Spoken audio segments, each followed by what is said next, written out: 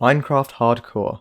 I'd never really tried it before and I wanted to make a survival series, so here we are. This world is 100% vanilla, although I am running mods, they're mostly just for technical redstone projects. Usually in my previous worlds I focus more on building redstone projects. However, in this world I definitely want to do a lot more build projects, and with that in mind I wanted to build myself a really nice starter house from the get-go. However, this is episode 1. So that means I need to gear up and get all of the basics out of the way first. Once I got myself some stone tools and some food, I headed down to the very first cave I could find and managed to get myself one piece of iron, which you know in this hardcore world I immediately turned into a shield. I also took the opportunity to craft some items, cook up my food and sleep my first night away. My first goal was to get myself a full set of iron gear, as I don't plan on upgrading anything until after we've been in the end. This ravine didn't have much in it, but fortunately it extended a little bit further down, and down that way there was actually a cave which led to a pretty decent sized cave system where I was able to get myself everything I needed.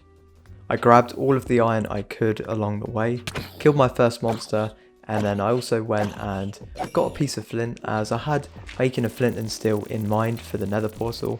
Although I could have just done it later on, I thought I might as well make it now since I'm going to be crafting up a bunch of things anyway.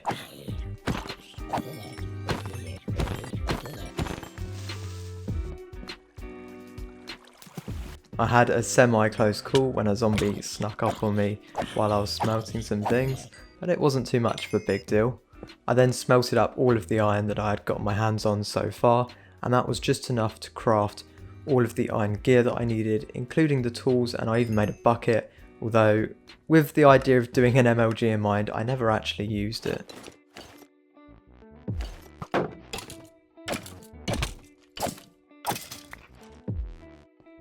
I knew that this wasn't going to be enough, however, as there were lots of things I needed iron for later on down the line, so I set myself a goal of getting another stack, and then I thought that would do.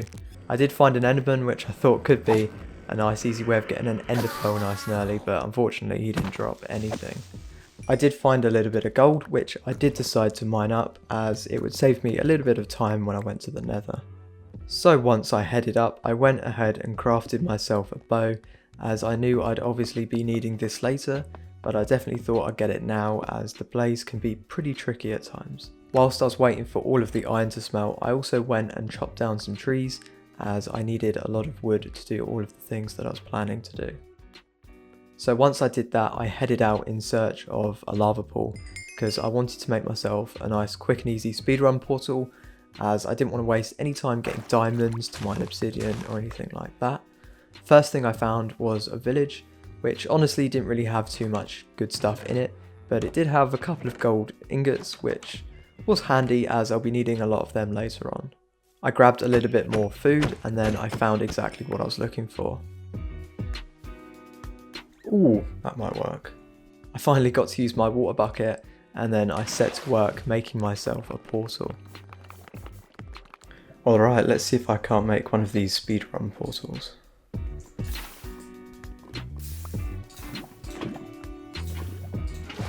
One, two, three, and that should do it. Oh no! There is more lava.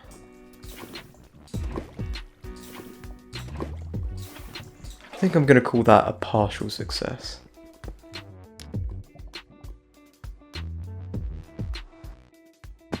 It put me in a warped Nylium biome, which is actually pretty convenient as I will be needing the mushrooms to make a Hoglin Farm a little later on. What I needed, however, was the Crimson biome, as I needed to get bartering as soon as possible, so I headed out in search of exactly that.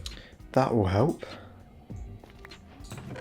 Oh, that will help as well. I killed all of the endermen I could along the way, as I knew I'll be needing a lot of ender pearls, and from my experience I found that killing endermen is actually a lot quicker than bartering, so that's exactly what I did. I did actually get a really close call whilst killing them, and I almost got killed myself, but fortunately I was able to dig down and evade the enderman, which strangely died once I dug down. I don't know how that happened. Once I made it into a different biome, a lot of gold was starting to appear, so I mined as much of it as I could, and then I tried to find myself one of these piglins. Whilst mining it, I actually managed to trap one in the hole from the gold itself, which is kind of ironic, and I basically used that guy to get everything I need. I was lucky enough to get the obsidian that I'll be needing later, but I literally got no ender pearls, which proves my enderman theory very much correct. I still needed a lot more of those ender pearls, however, so I continued killing endermen until I thought I had enough. Spoiler alert, I didn't. I then set out to find myself a nether fortress. Fortunately, it didn't take too long, and I found one just on the edge of the biome that I was actually already in. The only thing that I needed to get from here was a couple of blaze rods. So the first thing I did was just hunt for a blaze spawner, which actually took me quite a while to find. In the process, I found a lot of chests full of loot, even got my first diamond, and I even got an armor trim, which is pretty cool. I then encountered my first few wither skeletons, and you can see exactly what happened next. Oh, no way! I don't know what the odds of that happening is, but I'll certainly take it. Now I just needed to kill myself some blazes, which wasn't too difficult, but they can hurt.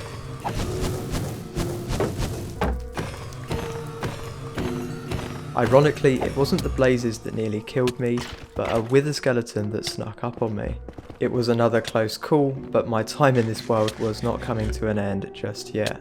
After that, I decided I had had enough, so I headed back out of the fortress and I went in search of a good spot in the Crimson biome to dig up and start working on the Hoglin Farm, as that needs to be in a Crimson biome.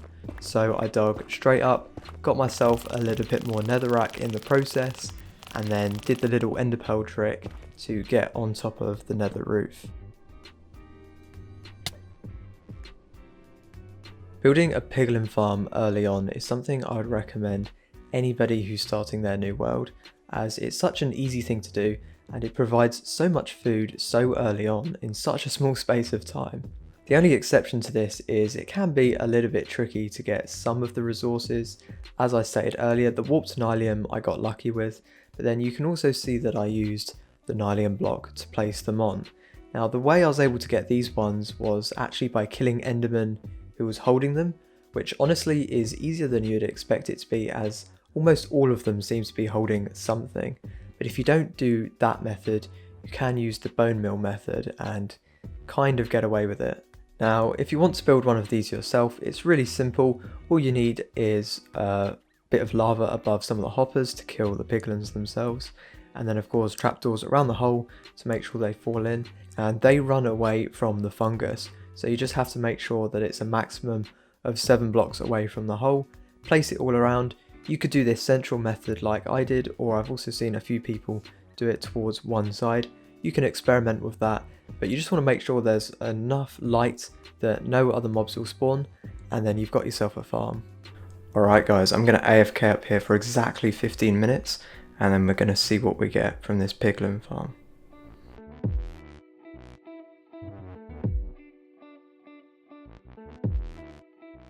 Alright, let's check what we've got. I can already see a few down here, which is very promising. This is very decent. I mean, I would say for a starter farm that is pretty dang good. I'm going to take some of this and then we're going to head out of here.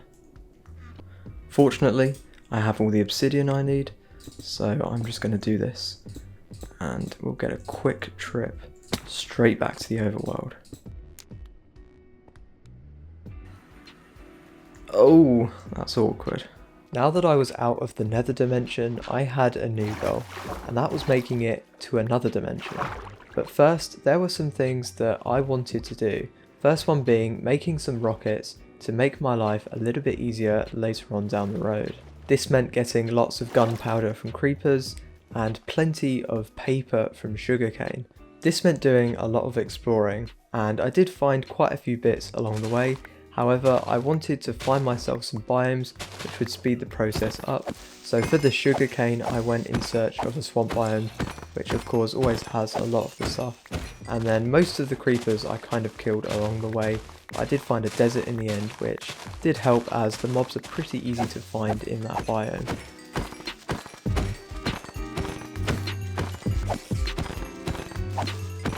The other positive to making my way towards the desert was I actually found a pyramid. There honestly wasn't too many useful bits in here, however there was a couple of golden apples, which later turned out to be really essential towards keeping me alive, so maybe it was actually a pretty good find. So now I had my Eyes of Ender and I started my voyage across the sea. This is of course so that we can find a stronghold and make it to the end. The end is a gold mine. Not only do you get an elytra so that you get infinite travel, and shulker boxes so you get almost infinite storage space, but along the way you pick up all of the loot you get from the end cities, meaning you don't even have to craft armor early on in the game or even trade with villagers for it. You literally just get it along with the diamonds you need for the armor trims. It's perfect. So I made my way through the stronghold in search of the portal, and once I finally found it, I realised that I truly had no luck. There wasn't a single Eye of Ender in here already, so as I said before, I needed to get more pearls. Fortunately, this wasn't too hard. I just swam off to the nearest landmass, waited for night, and killed a couple of Endermen. I also got a Nautilus shell, which as you'll see later on, ended up being pretty useful.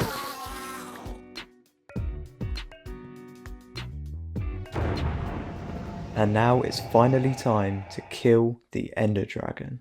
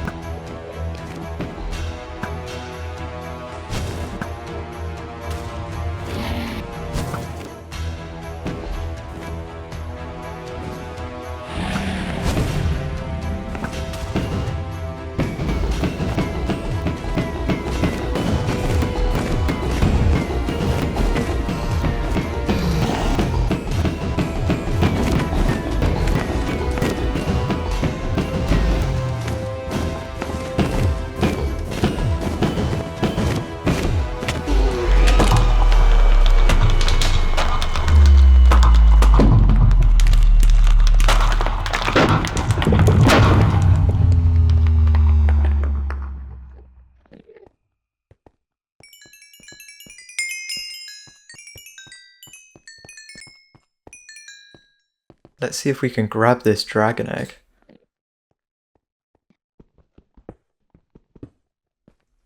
Oh, and there it is. And there's our reward.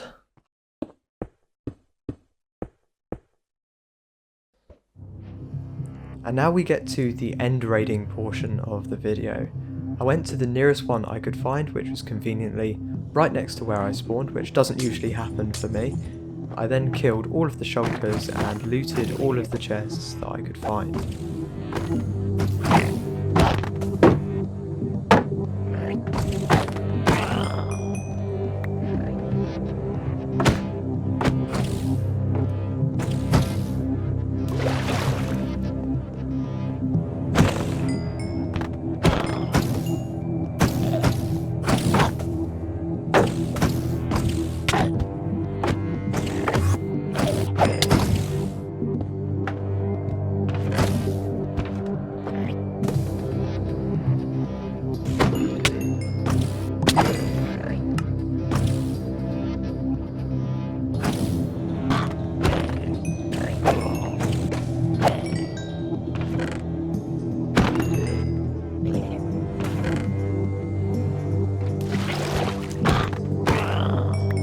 I did all of this before making my way towards the ship to get myself my first elytra.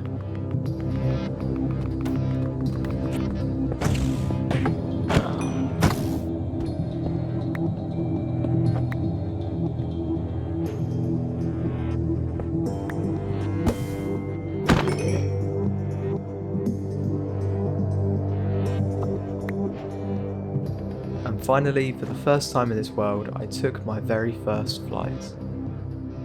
This made travelling so much easier, and I headed off to the nearest city I could find. Here I was able to find another elytra and enchant it with mending and unbreaking so that it lasted a little longer.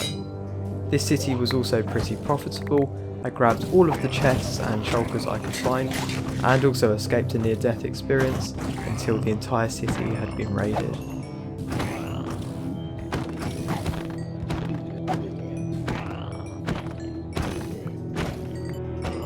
From here it got pretty repetitive, so I won't burden you with showing you all of the footage as there was a lot of it.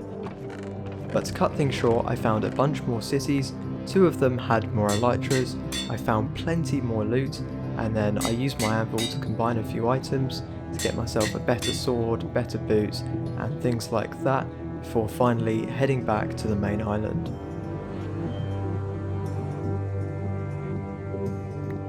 Well, after all that, I finally got some new gear. Oh shoot!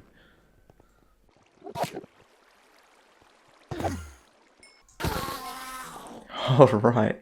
Well anyways, we finally got some gear, and although I am wearing some diamond, unfortunately I wasn't able to find a helmet, which is very unusual, because look at this, I got an entire 2 shulker boxes of gear, and no helmets. A little bit of bad luck there, but we did get a bunch of diamonds, as you can see here, along with a lot of other bits, which will come in very handy. And then of course you also get the potions and all the horse gear, so I'd say it was a pretty profitable trip. And then of course we've got the shulker shells, which means I can now fill up my entire ender chest with the shulker boxes, which is going to expand it massively. And now I headed back. The spawn for this world is set exactly at 0, and conveniently this was just next to exactly what I was looking for. So we've got this enormous mooshroom island over here. I think this is where I'm going to set up shop, build some redstone farms and the like over here, because you know that regardless of whether or not you have a mob switch turned on, this biome isn't going to spawn any mobs, so it's super safe for my hardcore world. And just next door there's even this little smaller island, which I think I'm going to transform into my starter base. And now that I have an elytra, I'm going to go ahead and use that to get a few things that we missed earlier on, and also link some portals up just to make my life a little bit easier further along the road.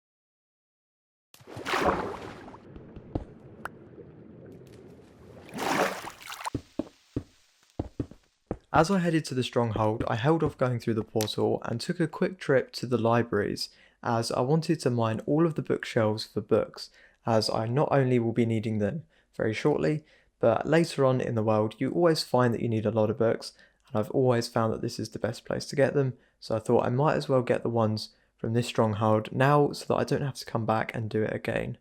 And as I went through the portal to rebuild it on the nether roof, I found a ghast and was able to get the return to sender advancement.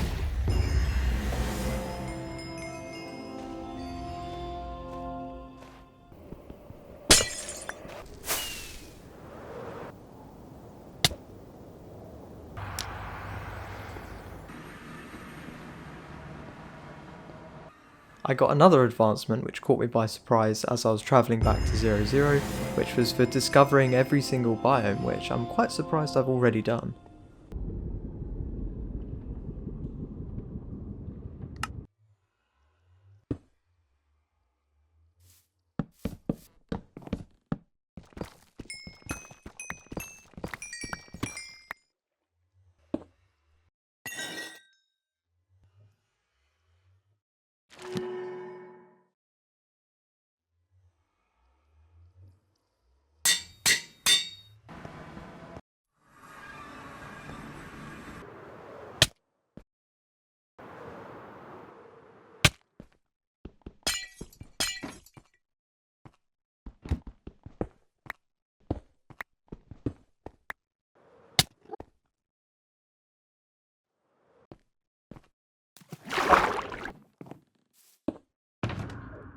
Alright, well I did some enchanting and I managed to get the pickaxe that I needed, which is excellent. And then I also cleaned a few things up, did some crafting and went ahead and just sorted out all of my bits into my ender chests, which will make life a little bit easier. So I'm now ready to start working on my little starter house. But first I do want to go ahead and collect some of the materials that I'll need, because I pretty much have nothing at the moment. So I'm going to do that, and then we're going to start working on terraforming this up.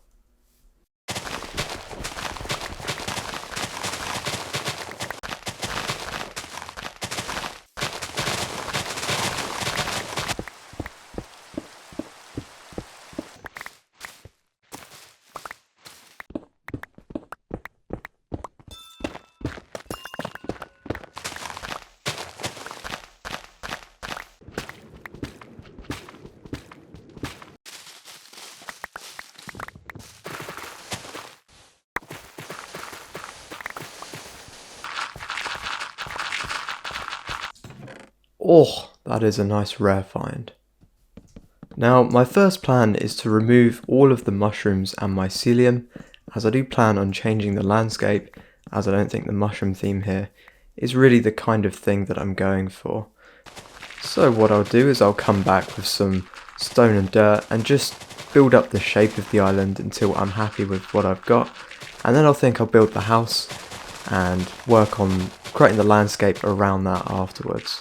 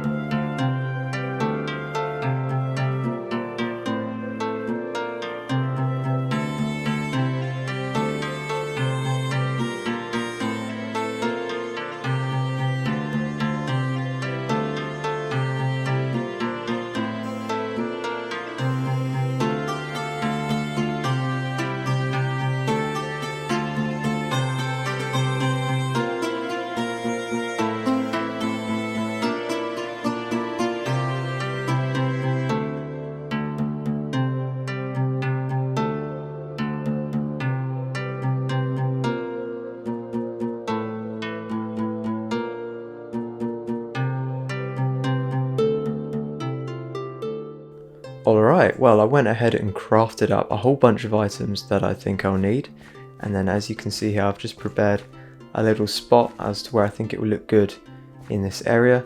As you can see, it's only a little thing, but it's only a starter house and I don't plan on keeping much in here, so I just want to make it a nice small little house.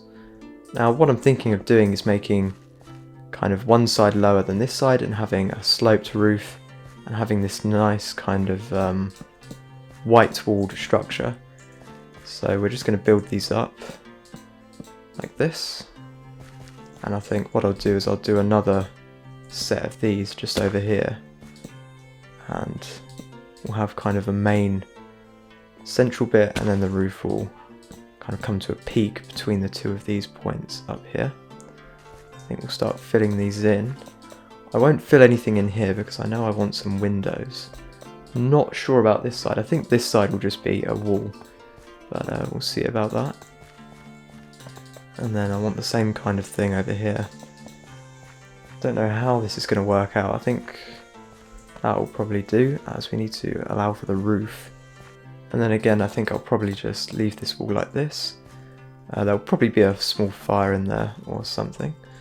So then we do need to do the windows, and I had this idea of using this polished andesite. I think that would look good with some glass. That's quite nice with this texture as well. I think we'll go with that for now.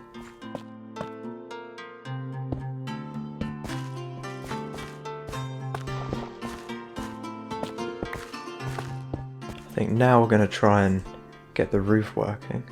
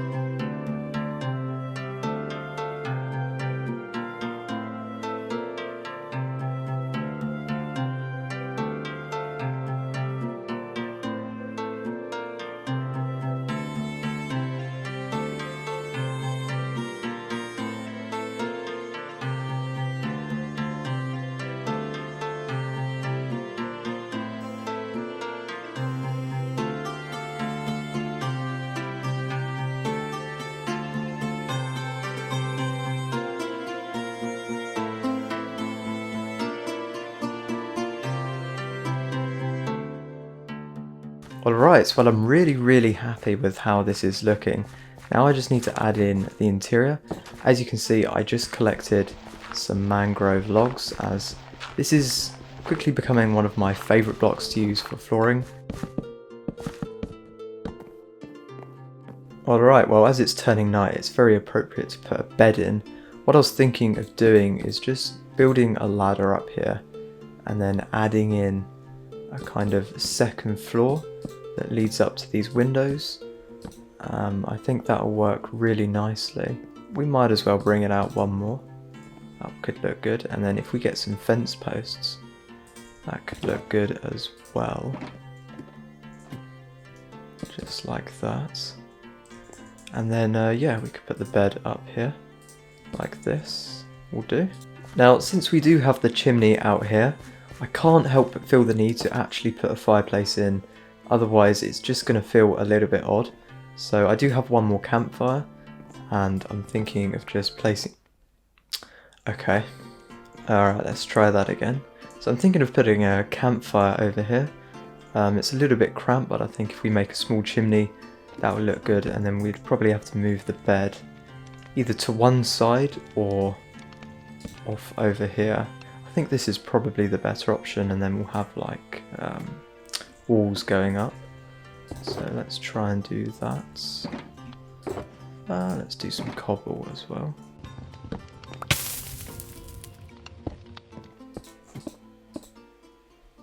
So something like this should do. And then I'm thinking of doing two walls, just like this, or stairs, sorry.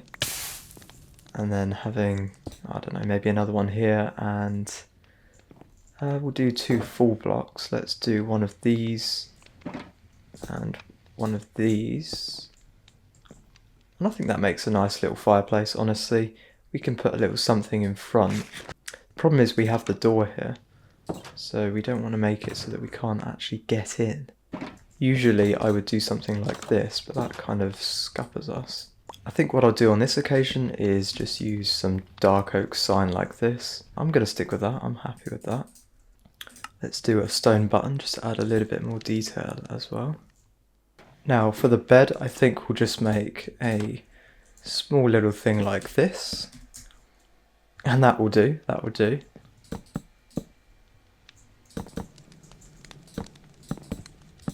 I like how this looks, I think that's better, just adds that little extra bit of detail that we needed. And then we're probably going to need a light in here. So I might make a small table. I also want to add a little sign here. Nice little home sweet home sign. Now I do want to have some chest storage in here, but I'd like to try and find a way to at least make it look a little bit classy.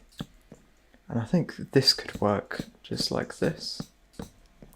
I think adding the crafting table beneath the ender chest would look very nice. Something just like that.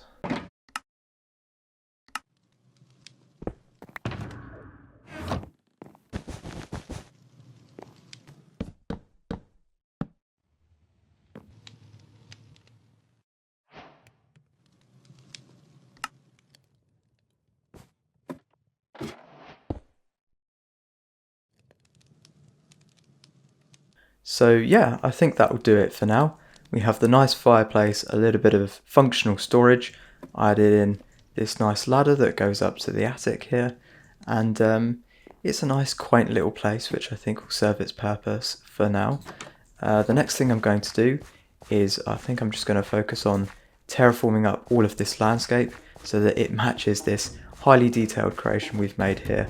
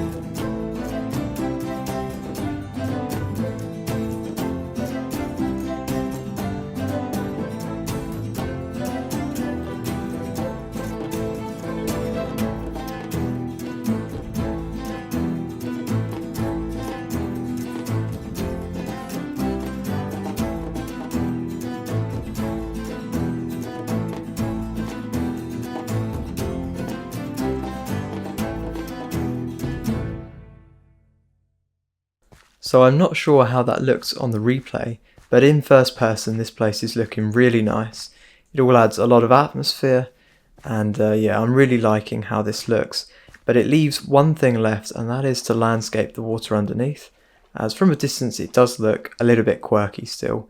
It kind of looks like we've made a perfect sort of landscape on top of the vanilla landscape, so I want to go down here and do all of this, but without a conduit it's probably going to be a pain, as most of it is going to be replacing as opposed to actually just placing on top of it, and that takes quite a bit of time, and a bit of time is not something you have when underwater. So my plan now is to try and get my hands on a conduit, which is probably going to be quite challenging because north of the shells can be a pain. Fortunately though, I do already have one, so I guess I'm just going to have to bite my tongue and get some of those, and then we can start working on doing all of this landscaping and finishing up this project. The first thing I did is I went down to a shipwreck and I found myself a buried treasure map, as I did need to get myself some Heart of the Seas to make the conduits themselves, And then I did try my hand at trying to get the Nautilus shells just from killing drowns in the sea. However, after killing quite a few, I soon realised that this was going to be a lot harder than I anticipated. So I set to work building a fairly simple drown farm. Honestly, this is quite large, but at this stage it isn't too difficult to build, and it all uses resources that are very easy to get hold of. So I had to just start building this thing. And it's pretty simple. It's basically a giant volume of water where all of it is flowing down, and then that's on top of signs so that all the drowns fall down into a funnel, fall down a little bit further so they take full damage and you can easily kill them. And you basically just put a roof on top to make sure that it's dark, and that is it. It's really simple, and you can see exactly how I built it specifically here, but I don't think there's, a specific way that you have to make this, just so long as it achieves the main goal, which is spawn drowns and kill them. Now, if you're interested in getting a schematic for this specific design and also my Hoglin Farm design, I will leave downloads in the description of this video.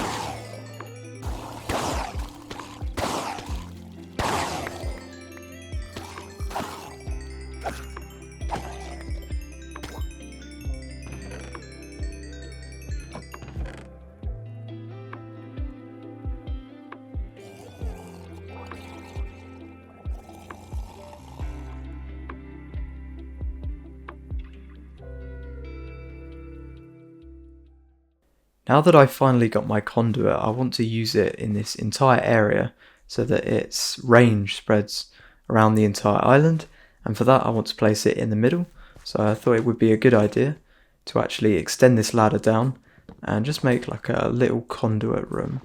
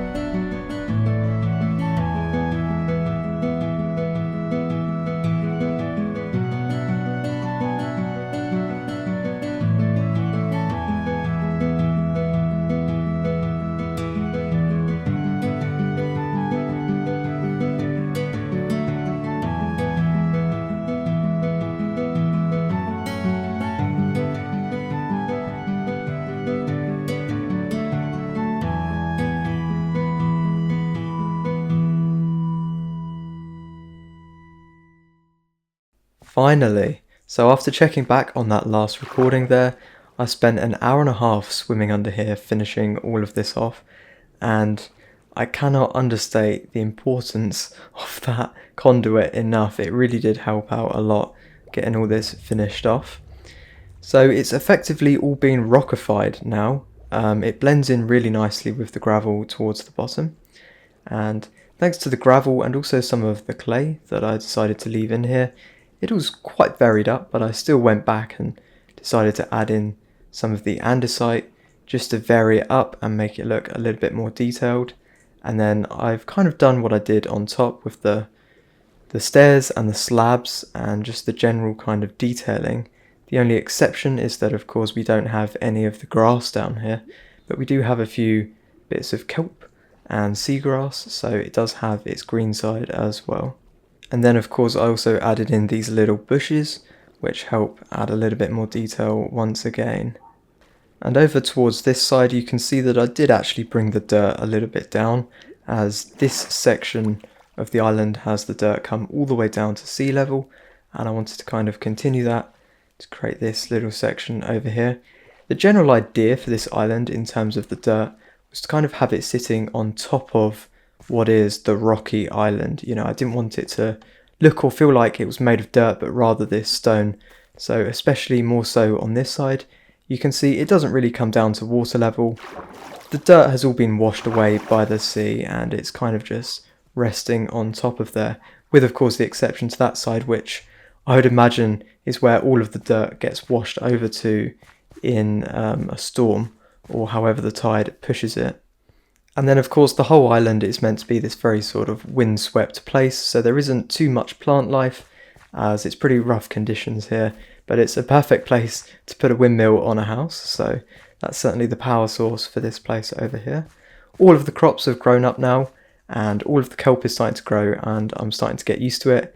I'm really liking the feel of this place, and I think it's an excellent transformation compared to what we had here previously, and it's also a lot larger as well.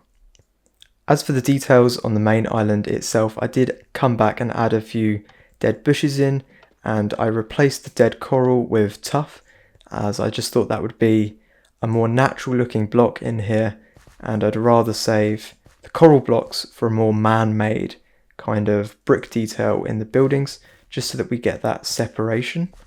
All of the dirt here is looking really good. I've obviously done a good job of it, as none of the grass has gone rogue and spreaded everywhere, trying to keep all of these dirt pieces just far enough away from the grass while still enabling me to use them, you know, throughout the island to add this variation between the three types. And I've got to say, it looks really nice. It's certainly a lot better than what we had before.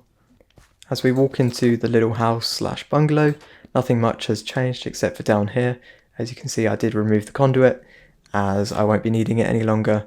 I'll be needing it for future projects, and it's also a little bit odd to have night vision when you're swimming around only in this area as opposed to everywhere else.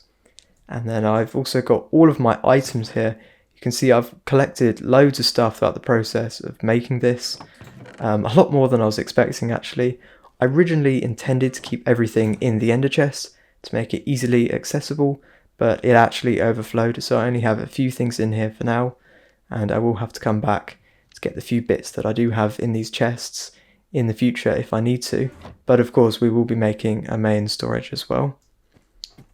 And then nothing up here has changed in the bedroom either, but we now have really lovely views through the windows, which I really like, and the big mooshroom island back there as well, which I do plan on doing some things with in the future. Now, as I stated previously, with this mooshroom island, this is where I'm planning to put a lot of my redstone contraptions, and also that storage system that I mentioned previously, and I will also probably be keeping some of the mushroom theme on here, so we'll have to wait and see what I do over in this area. But let's take a quick flyby of this island that is now finally finished. I gotta say, I really do love the view from this side. I think this is an excellent perspective with both bits of rock on either side, and I love the smoke coming out of the chimney there as well. I'm so glad they added campfires to this game. They make such an excellent addition. And I also love that this chimney is actually a functional chimney. You can come in and see the fire, as sometimes, you know, you get these builds with a chimney but no fire, and that really triggers me. So just for a peace of mind, I'm very glad we added in that fireplace there. So I think this world is now headed in an excellent direction, and I've got a great head start, which is going to give me every opportunity I need to upgrade my gear and start working on some large future projects.